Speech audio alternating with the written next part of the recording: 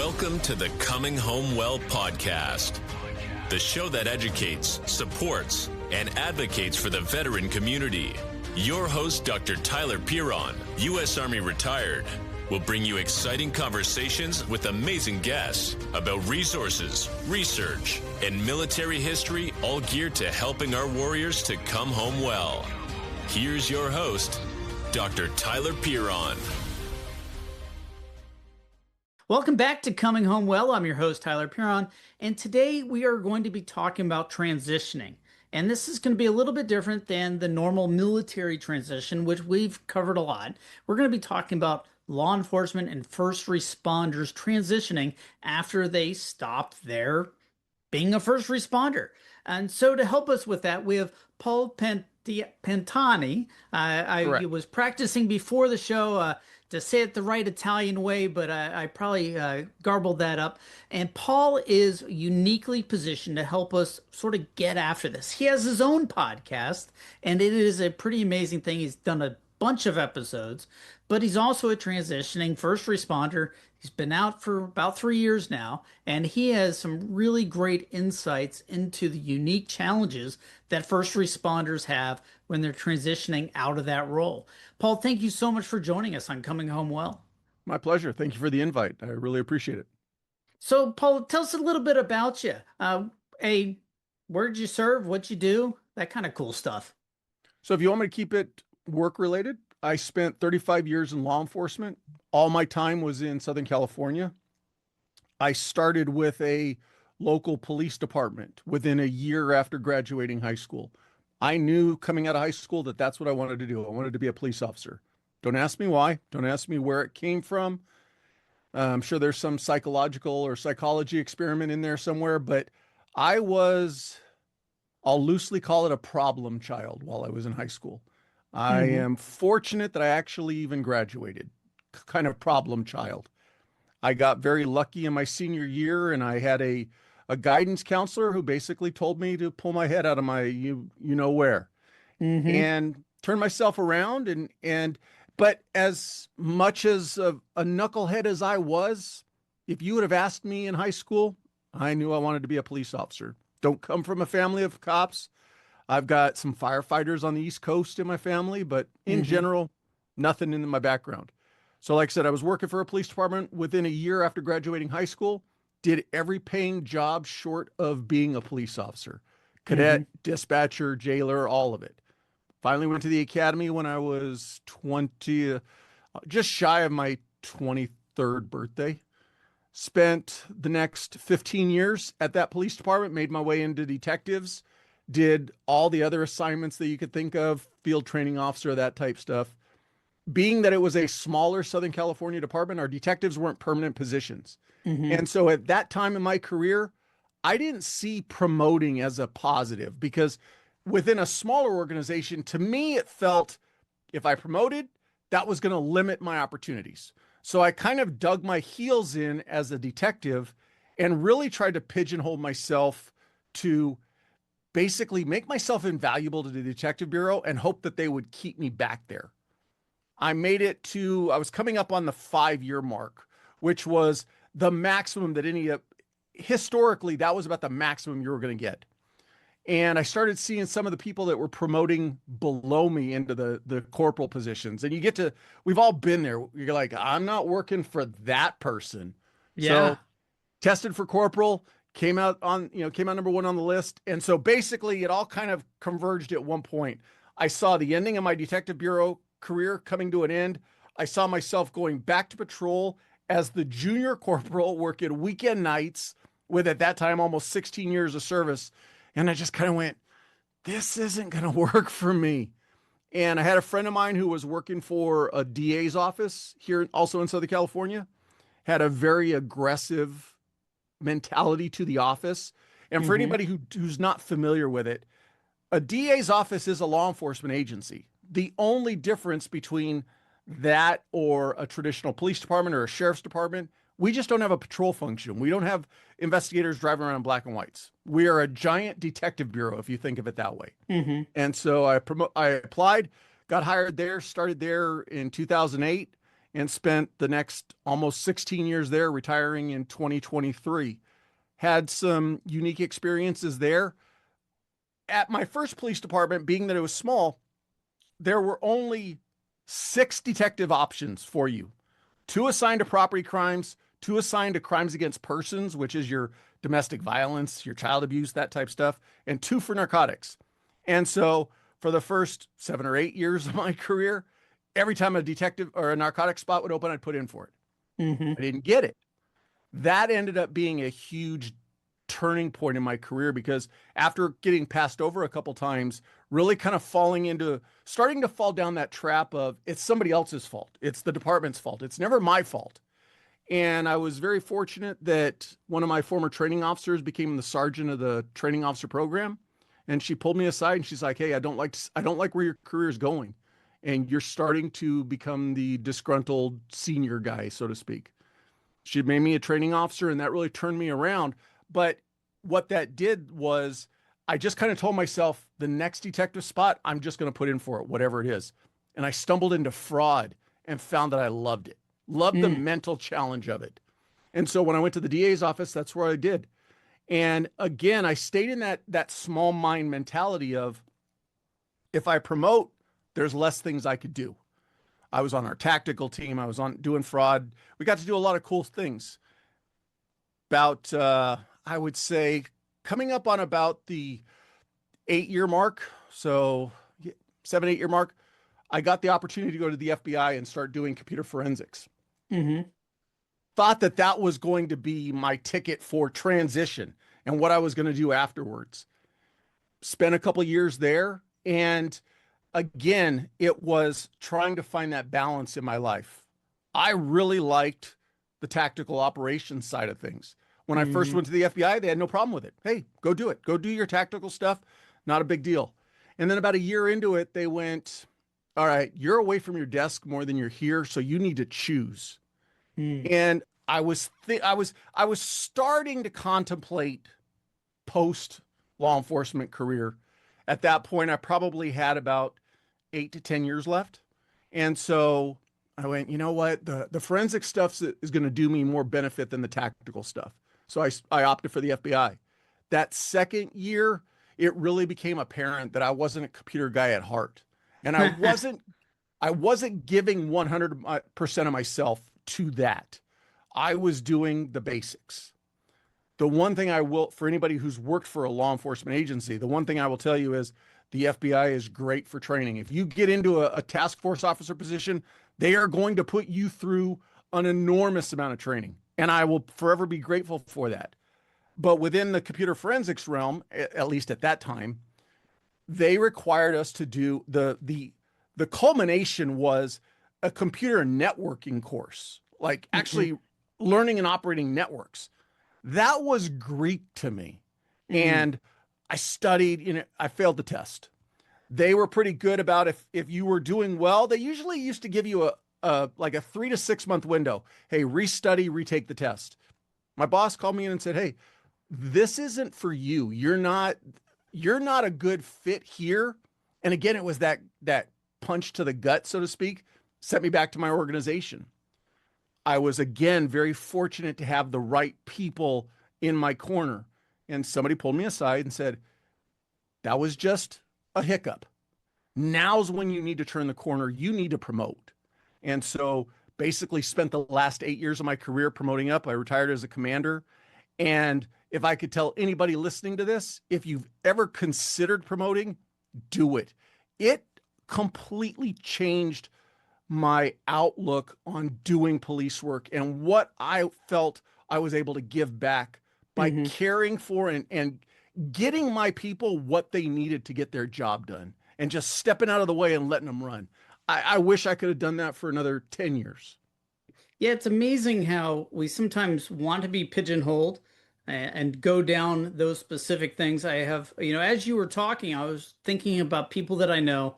I have a really good friend who was a computer forensics guy at the sheriff's office, and he was like, but he got sort of pigeonholed into doing that, and he's like, yeah, now he does it for lawyers, and and doing all the same computer forensics, but he does it professionally for himself and does a great job. And it's fascinating to watch that transition because it was not what he was doing before. And it's a lot of it's the same type of cases. It's just a matter of prosecutors and defendants are using his, hey, double check this, make sure everything is good forensically, because sometimes people draw links that aren't there and draw inferences that aren't necessarily accurate, and a lot of those same things. And I was thinking about him as you were talking, and I'm like, yep, okay, that's a pigeonhole. And then boom, he was in a smaller department that actually had a pretty good ICAC, Internet Crimes Against Children effort, but he realized most places don't have that. Most places don't have much at all. And so for them to have that experience, but then I was thinking about his transition, and he got out and went out of the sheriff's office, out of law enforcement. And you said, oh, because that must have been a punch in the gut to be off a task force where you're pulled in as a detective working those cases. Yep, this is what I'm doing. I kind of know what I'm doing. And then they're like, hey, maybe you need to go back to your home office. That must have been You tough. It's tough because it forces you to look in the mirror. It forces you to acknowledge what you bring to the table. I'm a firm believer that I'm a firm believer that for most of us, things don't happen to us, they happen because of us. And if you're somebody who wants to blame your organization or blame the environment, I really, really would suggest you step back and look at what you bring to the table. I'm straight up honest. I was not invested the way I needed to be invested in that. Hmm. Like your friend experienced. It's something that I saw as a potential to go and do after I left law enforcement. But But you didn't really love it, did you? I did not enjoy it. And it's not that we could go down a rabbit hole on computer forensics. If you're even contemplating computer forensics, I hate to say this. If you're in a law enforcement aspect, you're going to be looking at child porn. There's just no two ways about it. Hmm. That is the bulk of most cases. What I will say though is in 2026, tell me a crime that doesn't have a computer component to it. Oh, I don't care if you're absolutely. working homicide, you're going to Oh, have a yeah. computer component to it. So there's always work for you. You mentioned an ICAC unit. I was fortunate that the team that I was working with the FBI was not a or a ICAC unit. It was a county or it was a regional computer forensics unit. So it was forensics for everything. As Hmm. I promoted up, I ended up being over our in-house or our county's ICAC team. So I was kind of back in it, but not obviously as an operator level, more as a supervision level. And that's one of the things that it's a kind of a side note, but working crimes against children is so exceptionally difficult just because of the emotional toll it takes on people. And there's probably really good reasons not to do it for more than 2, 3, 4 years at a time. Just that's the normal rotation, just simply because it is so insanely difficult. I was assigned as our liaison to the National Crimes Against Children in DC, and so I was there all the time. And most of these aren't even my cases. I'm just sort of the liaison.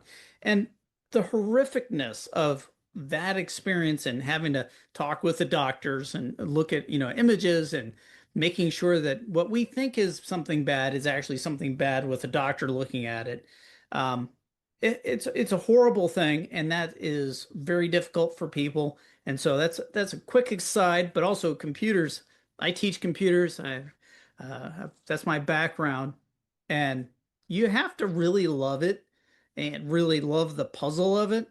A lot of people get into cybersecurity thinking, "Oh, I can make a ton of money," or whatever, and it's really a lot more of a calling. It's much more in depth than a lot of other jobs, just because it's all encompassing. And it's those two things together, mashing together, is a really tough road to hoe. Like you can get all the training. I've done all the training. I've went, probably some of the same courses, and it's a lot to remember. And if you don't use it for a period of time, it's so perishable that the skills that you learned, you're like, I remember learning how to do this, but not remember what to do. So you go and get promoted, and I guess at your the office, I guess you went back to the district attorney investigator. You got Correct. promoted. You're doing all these things, and then what prompted you to retire? Was there a age cap? Was there a hey, they're going to be paying me? That's a lot on the federal side, is often the case.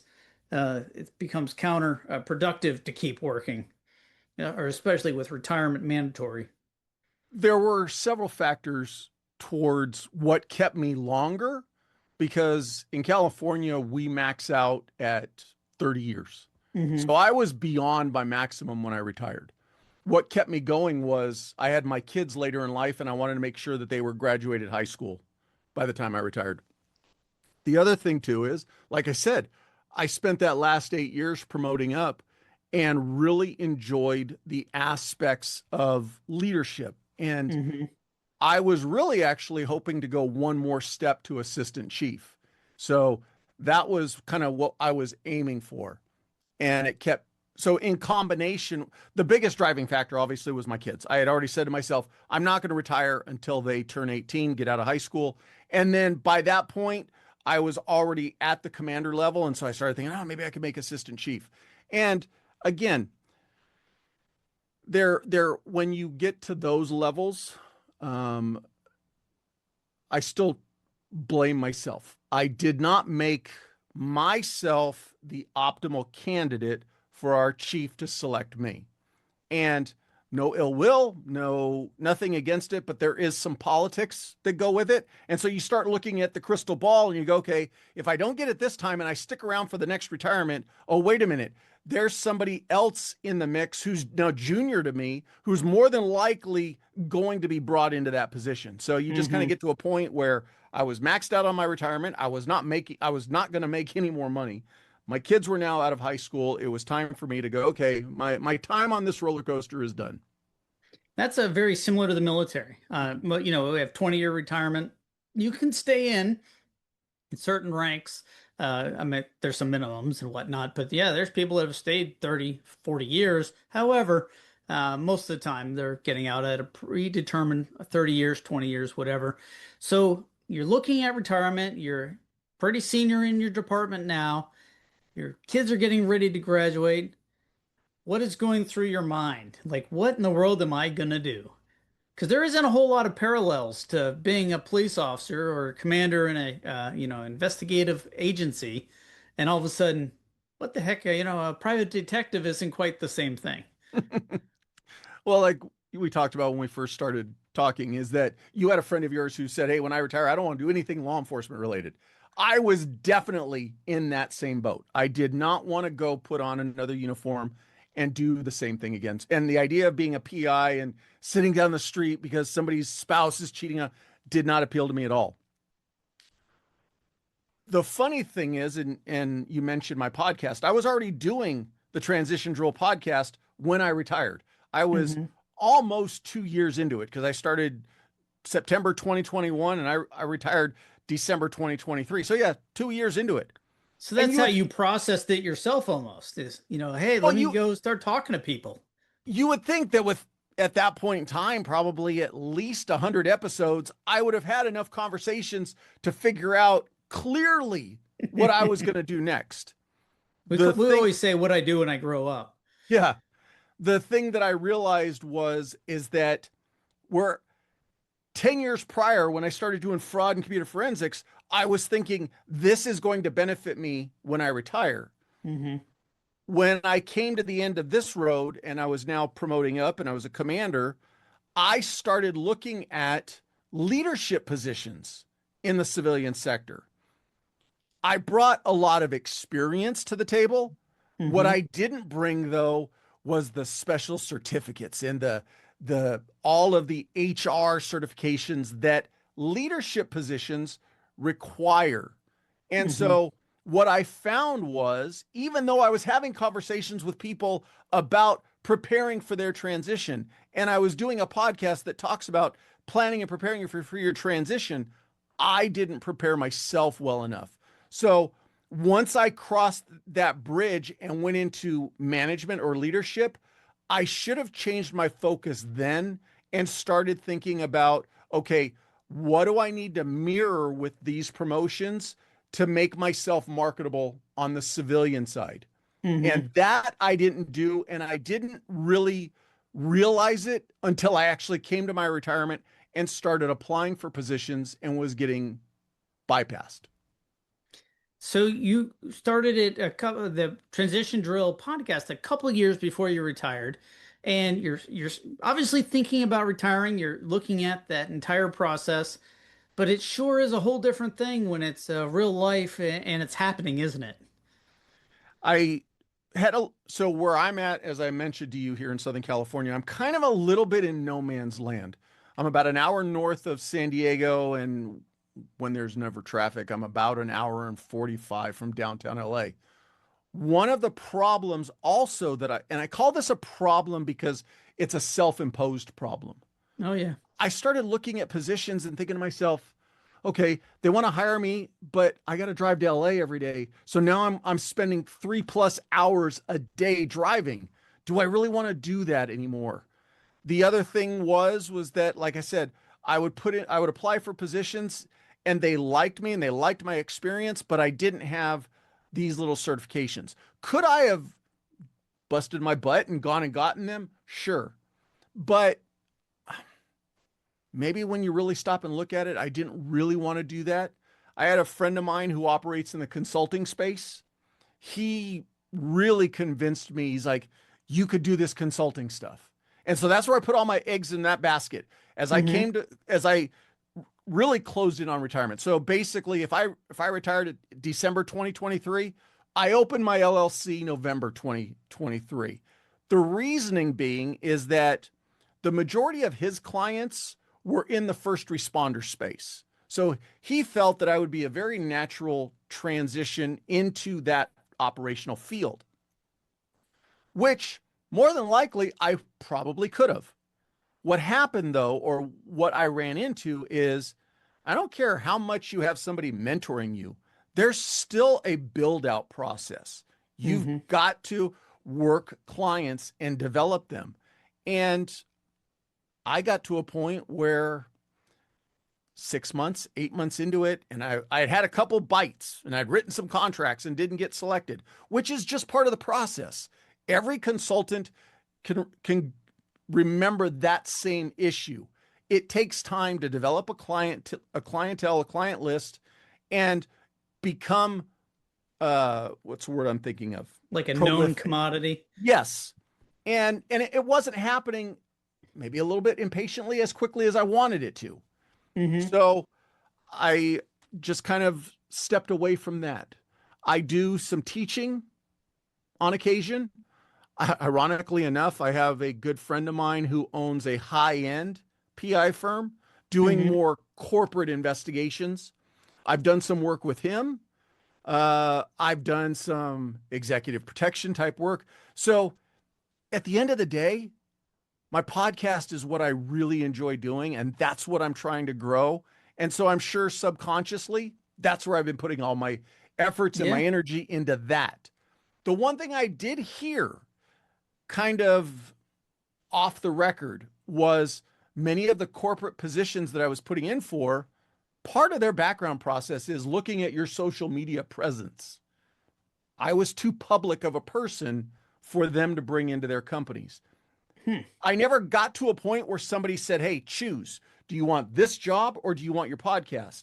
But I started getting that kind of more back end feedback in unofficial channels. So I don't know, maybe that was a factor in why some of the positions that I put in for, I didn't get selected for. Well, that's fascinating. Yeah, obviously social media, but usually they're looking for, inflammatory or racist or some other sort of bad things. Well, I've got a friend who works for a large, let's just call it a large soft drink company. I've asked him to be a guest on my podcast. I've asked him, and he went to his in-house legal counsel and said, I will not mention the company by name. And they still would not let him be a guest on the podcast. So some companies just want no social media presence. Right. No is safer than any other choice. Like Correct. I have guests from the government. I've Paul Lawrence, who's the deputy secretary. He has a whole segment with me, but every time we've got to go and have the VA counsel lawyers check on everything and give the thumbs up. And it doesn't. I mean, that's the process, which totally makes sense. But yeah, he also does a bunch of in-house social media too, so that kind of helps. So he's great at it, great communicator. So you're sitting there and you said, "Okay, I'm going to do this podcast." And transition drill, let's talk about some of the guests that you have on. What are you trying to get to?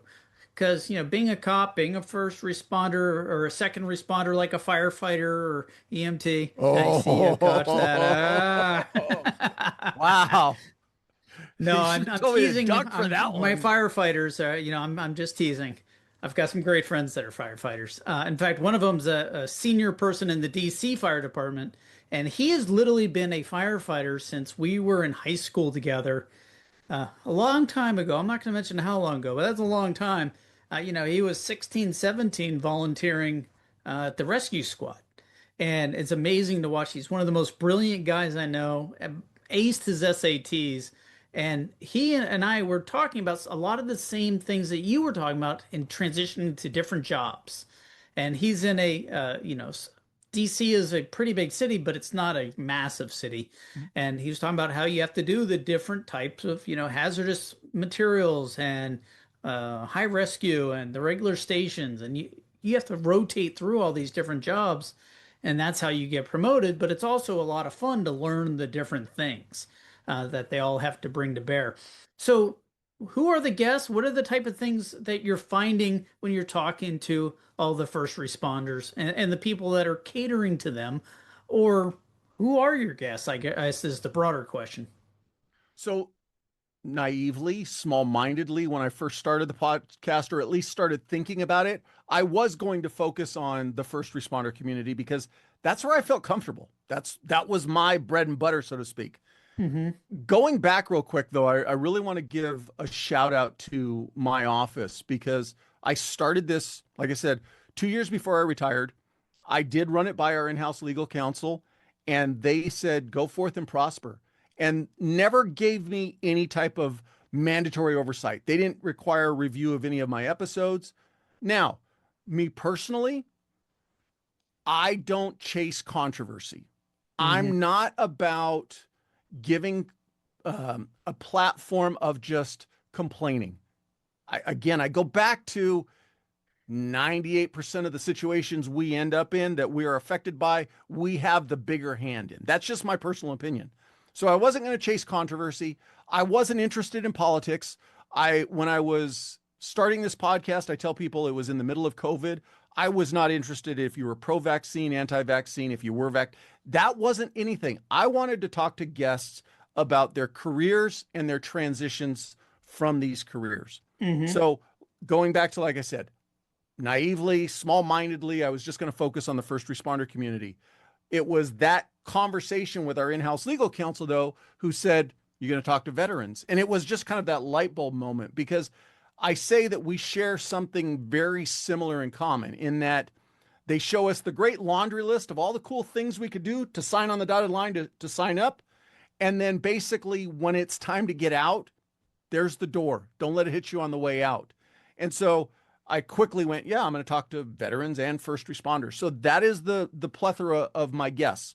I have spoken with people who have done a career and forced to retire, either because of politics, injuries.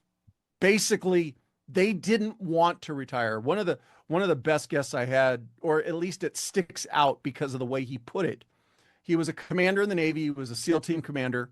He was basically, as you mentioned, in the military, you kind of hit your wickets. And if you stop hitting those wickets, they basically say you got to get out. It's move up or get out. And so he's going into his transition classes and they're like, oh, you're going to find your next purpose and you're going to find your new love of your life. He's like, I have the love of my life. I love being a SEAL commander. You're forcing me out of the Navy before I want to go out. So situations like that.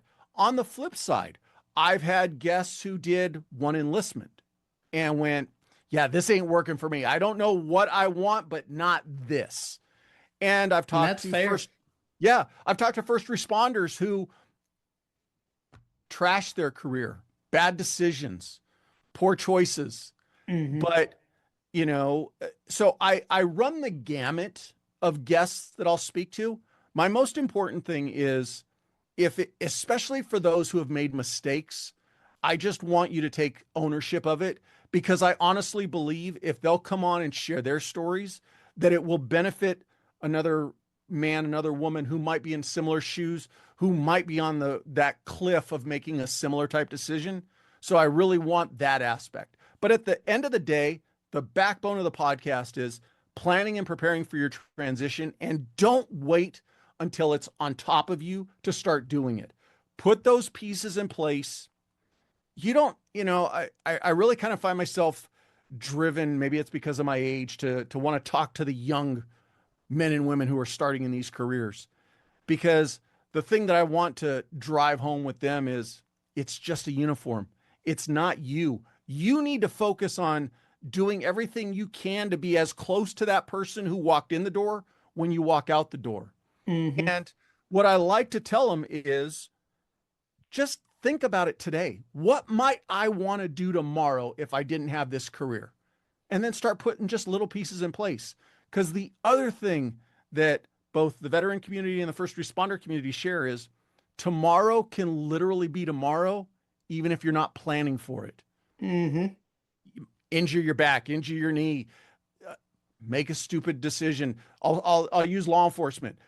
You do something silly on body worn camera, and tomorrow you're looking for a job. And Yeah. so you might have a plan to go 20 years. And all of a sudden, Mr. Murphy says, nope, you're finding a new career tomorrow. So just be thinking about it. You don't have to make any decisions. You don't have to drive anything in concrete. But if you have some of the pieces in place, maybe it won't be as much of a shock to the system to transition. No, that's all sage advice. We talk a lot about finding your purpose, finding your tribe, because especially if you've been in for a long period of time, but the Marines are like a cult, as we like to say. Most Marines go in for one enlistment, but that's more so than any other service. They go in, they serve their 3 or 4 years, and they are out. Well, that's still a transition. You're coming in right out of high school, 18 years old, and now you're 22, 23, and you're the old man in that freshman college class, or you're trying to figure out what can I do for a living outside of the military, or you've been in for 25 years, or like me, I got hurt in Iraq and I got medically retired and I was not planning on it. I love my job. I was, loved it. And all of a sudden, I'm like, I need to find a whole new thing to do because I can't do that thing anymore. And so I'm like, all right, what am I going to do? And that was, really a challenge, especially with my wife. She was pregnant. We were having a baby, and like they're like, hey, we're gonna, and they don't give you a lot of warning. It's yes, at some point in the future, we're gonna give you 30 days, and you have to be from the time we tell you, you have to be gone. But then we're not going to tell you when that time will start. Well, you can't even apply for jobs knowing that it might be a month, might be 9 months. That's one of the vagaries. Fortunately, everything worked out with us. I knew some folks. I got hired right away into a whole new career, and it worked. But I remember that terror of what the hell am I gonna do? All of a sudden changing career fields. And that is what's driving me to talk to folks like you who have planned it out somewhat and realized, oh, I didn't have so I feel less bad about, that unknown terror, and being able to sort of figure out a path forward. And in all honesty, getting retired at that time was the best thing that could have ever happened to me. In retrospect, at the time, it didn't feel like a great thing at all. It felt terrifying. But now I'm like, oh, that turned out awesome. Fantastic. But there's a lot of people that are in both of our shoes, and you've talked to tons of them. I've listened to a bunch. And you have a lot of people that come on that talk about their own experiences. Do you also have folks that come in and talk about transitions or resumes or strategic planning of your career, that kind of thing? I have had guests who aren't connected directly to the veteran or first responder communities, but they work with those communities. Whether Hmm. the other thing that's also become very important to me as I came to the tail end of my career is the importance of taking care of I'll call it the Rubik's Cube between your ears. These careers expose us to some very horrendous things. And my equal mission is, yeah, plan what you're going to do once you're done with these careers. Because even if you do 20 military perspective, you go in when you're 18, you come out 20 years later, you're only 38 years old. There's no way you're retiring and able to go play Yeah. golf for the rest of your life. You're retired, but Maybe, you're not retired, retired. right. And so there's that aspect. There is the professional aspect of continuing. But equal to that is, like I said, being that as close to that same person that came in as when you go out. So Hmm. I have had people, and I look for guests who are in the mental health space. I look for guests who are in the counseling space because, again, it's one of those things that, as you mentioned, you like to let your guests be the ones that are heard in these episodes. People hear your voice enough, and I'm the exact same way. If you had an episode or a podcast and you said the same thing, pretty soon it's going to start becoming white noise. You Hmm. bring in a guest, they say it just a little bit differently. They put it in a different set of words. And for that set of ears who hears it from that guest, it, I say their ears go to 100. So, yes, anytime that I can have somebody who's maybe not a former first responder or maybe not a military veteran, but is in a space where they're giving back to those communities, yes, 100% I'll try to have them on. So there's one thing that I saw that I think is probably really useful for folks, the tactical transition tips. What are those? What do you cover? So I appreciate you bringing that up. When I started doing these episodes, I wanted to present people's stories. And I understand that, like we talked about, sometimes I've got episodes that have gone close to 5 hours. And I usually leave the tail end of those episodes to, so what advice do you have or anything like that from your experience? That's a lot of ground to chew up to get to that point. So I felt motivated to just want to create some condensed episodes where it's just me, my amazing voice. You get to only listen to me, but I pick a topic and then Hmm. I've self defined 3 transition groups. I call them the close range group, which is anybody who's in a year or less out.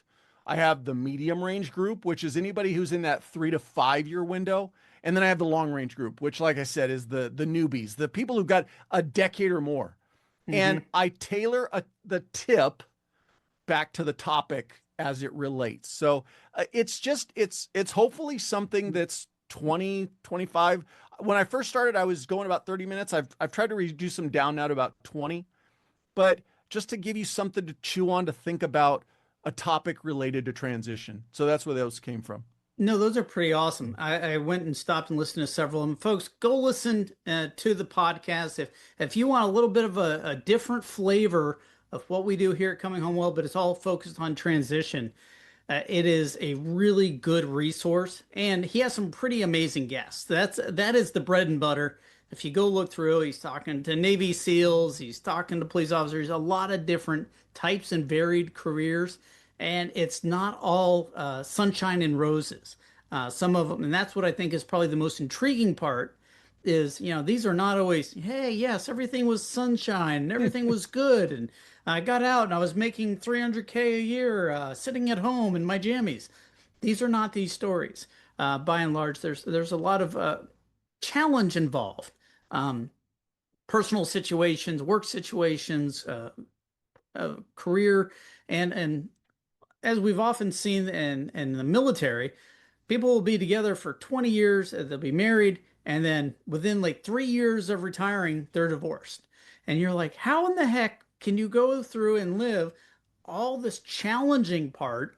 Now you're in the easy street, and all of a sudden, that's the source of conflict. But yeah, that's all part of it. It's a something to consider. I know people that have worked until their mid 70s because their wife didn't want them at home. And there's a lady I work with that I won't out her, but she has been there longer than I've been alive. And because she loves what she does and she's awesome.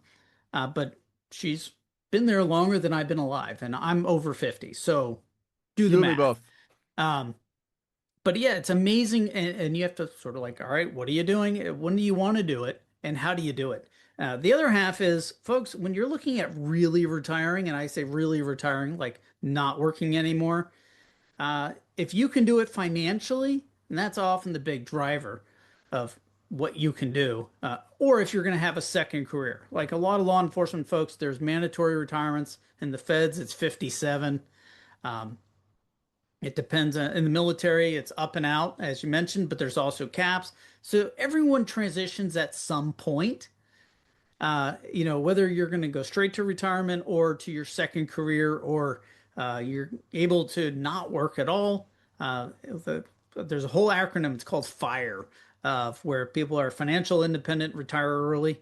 It's an amazing thing where people are like, this is how you make the best investments and, financially to be able to retire. Um, it's so important to have these things in mind because everything in your life is going to change. What do you do every day? Who you are, who your friends are, who you hang out with. That's all going to change one way or the other. Now, if you plan ahead and you have friends and associates and people that you do outside of work, the transition's going to be a lot easier. If everyone you know is at the station or in your unit or your duty station, it's going to be a lot harder. So these are all things to consider and have all been considered on the Transition Drill podcast. So go check it out. Uh, Paul, we've talked about a number of things. I know that there's probably things I should ask you about, but I'm having a brain fart. What else should we know about Transition Drill podcast or about Paul? So I appreciate you bringing up the transition tips episodes. If I can give a plug, I've recently separated those. They're their own podcast now. And Mm-hmm. I've actually changed the name. I had some people give me some feedback that tactical transition tips was a bit of a tongue twister. So the They're new talking about podcast, reloading handguns and stuff, right? yeah, At the range. Yeah. the new name is Your Next Objective, but the concept is still exactly the same. It's a Mm-hmm. topic and it's the transition group tips, but it's its own podcast. So you don't have to go through the transition drill over to, you can just go find it yourself. The thing that I really want to stress to people that I've learned through all my conversations, and I have been very fortunate with everybody who shared their time with me. You will take that uniform off one day. Mm-hmm. Put pieces in place now so that you can hang up that uniform and go live your life. There are going to be a lot of factors like you already brought up. But the one thing that I really want to drive home is that first job that you get post transition may not be your last one. Mm-hmm. Don't feel that just because you selected to do X, whatever X is, that you're stuck there. If you get into it and it's not feeding you, it's not feeding your soul, it's not feeding your family, and I say that more figuratively than financially, don't feel like you're stuck in it. You already did 20 plus whatever years in a previous career. Don't spend the next 20 in something you're not enjoying. So that is something I really think is important, that, yeah, you may have to take a transition job just to make that switch into the civilian world. Me personally, it's all about, like you mentioned, it's having those activities and those things in your life outside of the uniform. Now, I got very lucky. I started this podcast. It gives me the opportunity to still talk to first responders, veterans. So to a degree, I'm still kind of connected, Mm-hmm. but I also do jujitsu. And I know that might even be cliche with every podcaster doing jujitsu, but if you want to find a truly eclectic group of people to hang out with, go do jujitsu. Go hang out on Oh those yeah. mats, because you will meet everybody from the accountant to the convict, and you're going to be hanging out, and it's just It's fun.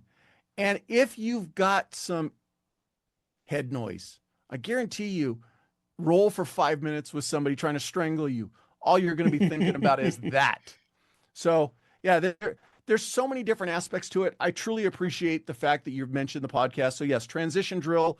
Here's some great stories with some amazing guests. And I don't say that lightly. I have been very fortunate to share some long periods with some people who have some amazing stories. And not all of them are absolutely perfect. Not all of them, everything went according to plan, but they adapted and they kept moving. The other thing is, yes, I created a solo episode. It's now your next objective. So please check that out also. You brought up a really good point about, that temporary job or you think, oh, I've always wanted to do X, and then you go do it. My wife, when she was in college, wanted to be a marine biologist. Like she was like, that's why she picked her school. That's where she went. And she went there and realized that she had absolutely no interest in actually doing that when she was doing it. And so she changed her major and, the normal type things. I think the average college student changes their major like 3 times now. But that's the sort of thing that you're doing when you're transitioning. The idealized version of what you'll be doing next may not be what you really enjoy doing. Kind of like when you're doing the computer forensics, like, oh yeah, I'll be able to do this and I'll be able to do. But yeah, I didn't really like it. A lot of people, and that's what I tell them. I have students I teach, and I'm like, look, this is a very big career field, and there's a lot of different things under the label of cybersecurity. Go check it all out, but it's not for everybody. If you're more of a, hey, I want to be outside kind of person, this ain't it. But there's a lot of other things that you can go do. And the other thing is, people change jobs. You're coming from a career where people stay in the same type or same agency for decades. Nobody does that anymore. The average person is staying at a new job for 2 to 3 years, and at that point, they're long in the tooth. People Can I add change something to that jobs a real quick? lot. Can I Yes, add go something ahead. to that real quick? Of course. The other component that we aren't used to in spending 10, 20, 30 years in these careers, we aren't used to negotiating our salary. Hmm. Your next pay bump is strictly based on your time and service and your rank. Tell me what I'm making, tell me what my next pay step's going to be, and that's it. Hmm. And we shoot ourselves in the foot going into these hiring processes on the civilian side and completely not preparing ourselves for negotiating our pay, our benefits. All of that is negotiable. So Hmm. you don't have to learn it all on your own, but go talk to some people who have gone through the process, because I think that's one of the biggest things that we don't realize. You're bringing value to their table, make them pay for it. And that is why people are moving more, because if you stay in an organization, they'll say, "Oh, hey, cost of living, we're going to give you 3%." People are realizing I can go to company B and make 20%, and then a year later, company C might get 10%, but it's still going to be more than the cost of living. Now, if they're Correct. exceptionally good, smart company, they'll recognize value and want to keep people, but they don't. That's the nature of the beast for some. It's just insane to me. Coming from somebody who's worked for the government almost my entire adult life, realizing that and seeing how it's entirely different is a eye-opening and kind of shocking, but also loyalty matters not at all. Like that's not Yeah, even a you're not factor. gonna find get it into your head now. You're not gonna find that loyalty aspect, No. unfortunately. Yeah, They that don't camaraderie. understand the true concept of teamwork. No, the teamwork is very situational and mercenary. So that's something that I've heard a lot of, I've seen a lot of, and it's addressed in a lot of the podcasts, and people are realizing it and sort of eye-opening that. Paul, thank you, so much for coming on Coming Home Well, but really everything you're doing with Transition Drill Podcast, I think our audience would find it really useful, especially the folks that are looking at transitioning and want to hear some real life, no kidding stories about, especially in-depth stories about people that may have a few bumps on the log of how they're getting out, or there's some challenges or ideas or thoughts or processes that they're just not aware of yet. We have in the military transition assistance where they send you a couple days of classes and okay, you should be good now. And they have gotten better with some of the internships while you're still on active duty. That's pretty amazing. That never existed when I was going through, but it's happening now. But yeah, that's still pretty rare, especially in the first responder space. You're out and the next day you're gone, and people are trying to remember your name 2 weeks later. Remember that guy? He was a commander here. He was here for a while. Yeah. People come and people go, and they're not gonna. You'll remember the people, but the people in the organization won't remember you. So that's one of the big things to take away. There's a great Aerosmith song, "The Train Kept a Rolling." That's and when right. you step off the train, guess what? It keeps rolling at 100 miles an hour. And so it's a double-edged sword. Think about yourself. If you're still in this career and somebody has retired or stepped away, have you reached out to them and said hello and how you doing? On the flip side, when you step off the train and you're standing over here on the platform and it's going by and you're going, hey, nobody's reaching out to me. Remember who you didn't reach out to while you were working. Absolutely. Paul, thank you so much for everything you're doing, and thank you so much for spending the time with me here at Coming Home Well. I appreciate the invite. Thanks for joining us this week on Coming Home Well with Dr. Tyler Piron. If you enjoyed this episode and you'd like to help support the podcast, please share it with others, post about it on social media, or leave a rating and a review. Thanks again. And until all are home and all are well, this is Coming Home Well.